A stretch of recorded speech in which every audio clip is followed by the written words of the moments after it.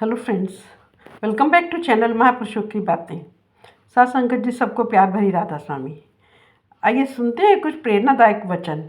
ये वचन राधा स्वामी सत्संग व्यास द्वारा प्रकाशित तथा श्री मनमोहन सहगल द्वारा लिखित पुस्तक परम संत महाराज सावन सिंह में से लिए गए हैं। इस पुस्तक के पृष्ठ संख्या 182 में फरमाया गया है, सत्संग के प्रभाव से मनुष्य में दैवी गुणों की वृद्धि होती है। सत्संग के वचन सुनने और उसका हार्दिक आनंद लेने से मन और इंद्रियों पर अधिकार पाने की शक्ति पैदा होती है। भाई गुरदास का कहना है कि सत्संग का रंग अच्छे बुरे सब मनुष्य पर बराबर पड़ता है। जिस प्रकार दुर्गंधपूर्ण मदिरा गंगा में गिरकर गंगा जल का ही रूप ले लेती है, वैसे ही सत्संग में संत सतगुरु की सुगंधि पाकर जीवों का चित्त स्थिर हो जाता है और वे हंस गति को प्राप्त होते हैं। जिस प्रकार मलिन लोहा भी पारस का स्पर्श पाकर सोना हो जाता है, उसी प्रकार मनुष्य भी सत्संग में जाकर नीच गति से उच्च गति प्राप्त कर लेता है। अब प्रश्न उठता है कि सत्संग में जाकर मनुष्य का आचरण क्या हो, सत्संग का आनंद किस प्रकार लिया जाए। इस संबंध में हजूर महाराज जी फरमाते हैं, सत्संग में जाकर सद्गुरु और मालिक का प्रेम पूर्वक ध्यान करो। ऐसा करने से मन, वचन और कर्म अपने आप शुद्ध हो जाएंगे। जब सत्संग में किसी खास विषय पर विचार होता है, एक ही समय में सब एक ही विचार वाले लोग एक ही विषय पर सोचते हैं, उनके विचारों की तरंगे उस मंडल के वातावरण में फैलती है और सभी उनके प्रभाव को ग्रहण करते हैं, जिसके फलस्वरूप वह विषय अंतर में समा जाता है। साथ ही वे आत्मिकता की लहरों को जो गुरु के व्यक्तित्व से निकलती है और जो विषय के सिद्धांत को साक्षात करने में सहायक होती है, अपने अंतर में ग्रहण करते हैं। इस प्रकार दुर्मति का मैल दूर होता है, अज्ञान रूपी अंधकार का नाश तथा सबुद्धि का प्रकाश होता है। यदि सद्गुरु का सत्संग सावधानी, दृढ़ता तथा श्रद्धापूर्वक किया जाए तो मन का मैल आसानी से धुल जाता है, जीव अंतर में प्रतीति पाने के योग्य हो जाता है और उसमें विश्वास बढ़ता है। सत्संग से दिल का शीशा साफ होता है, तभी सद्गुरु के वचनों का पूरा प्रभाव पड़ता है। जो सफाई होती है, मनुष्य अंतर में सद्गुरु के वचनों का पूर्ण प्रभाव ग्रहण करने लगता है। वह उनके वचनों को सुन सुनकर मग्न होता जाता है, उसके अंदर उनका रूप झलकने लग जाता है। सत्य जीवन को कहते हैं, किसी जीवित पुरुष की संगति का नाम ही सत्संग है। संतों ने अपनी वाणी में इस बात का निर्णय किया है, जहाँ सतगुरु मौजूद हैं वही सत्संग बन जाता है। सत्संग का बनना सदगुरु के आश्रय है और वह केवल उनसे ही उत्पन्न अथवा प्राप्त होता है। आत्मिक जागृति प्राप्त कर चुके पुरुष की संगति से मनुष्य का नया जन्म होता है। हैवानी जिंदगी समाप्त हो जाती है। जीव को परमात्मा के साथ अपने रूहानी रिश्ते का भास होने लगता है। वह निष्कर्म हो जाता है, उसके अहम का मैल उतरता है और वह नाम रूपी जहाज पर बैठकर भवसागर से पार हो जाता है। लोहा लकड़ी का संग पाकर तर जाता है। सच्चे संत महात्मा की उपस्थिति के बिना सत्संग की कोई सत्ता नहीं, किंतु ऐसे सच्चे महात्मा को पहचानना बड़ा कठिन है। महात्मा अपनी पहचान का विज्ञापन नहीं करते, ना बाहर से कोई बोर्ड लगाए रखते हैं, इसलिए उन्हें बड़ी सावधानी और श्रद्धा से खोजा जाता है। सच्चे संत आमतौर पर अपने को छिपाए रखते हैं। उनके जीवन और संपर्क का प्रबल प्रभाव भी उन्हें प्रकट करता है। उनमें चुंबकीय आकर्षण होता है। उनके मन, वचन और शरीर से सात्विक प्रभाव की तरंगें उठती हैं। उनकी संगति में अकस्मात मन और इंद्रियां संयत होने लगती हैं। उन पर परमात्मा का रंग चढ़ने लगता है।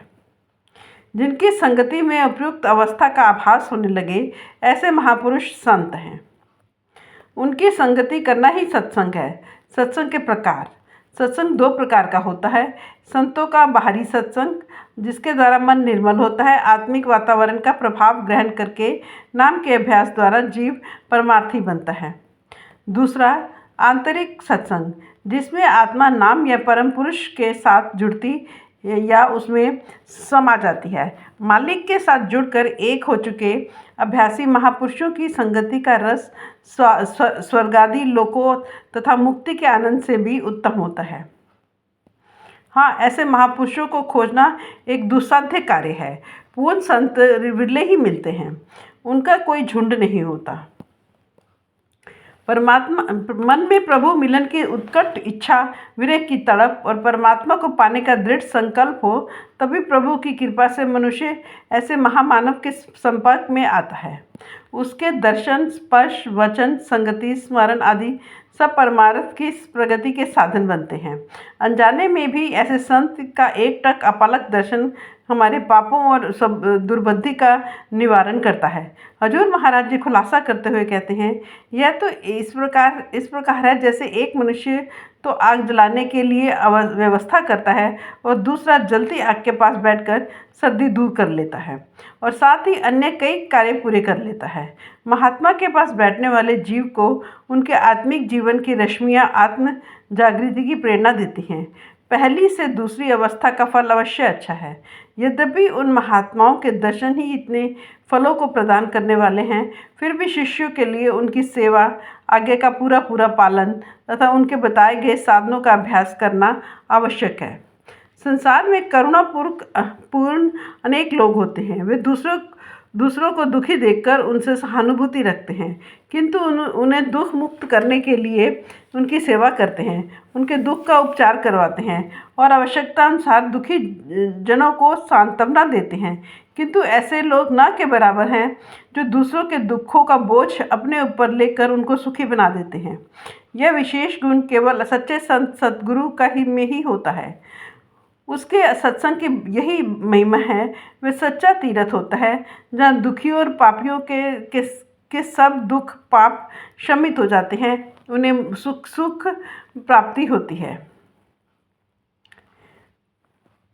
स्वामी जी महाराज उन्हें बड़े स्पष्ट शब्दों में संतों के इस गुण को प्रकट करते हैं। महाराज जी कहते हैं, नीच विचारों को स्वच्छ और पवित्र करने के लिए सत्संग से बढ़कर संपूर्ण संसार में कोई और उपाय नहीं है।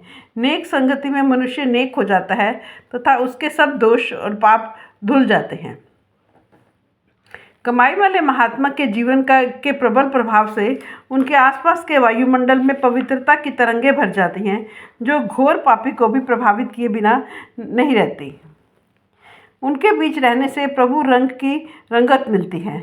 सो संतों की शिक्षा अनुसार काल की शक्तियों से लोहा लेने तथा दयाल की ओर बढ़ने के लिए जिन जिन आवश्यक वस्तुओं को गिनाया गया है, सत्संग उनमें सर्वप्रथम है।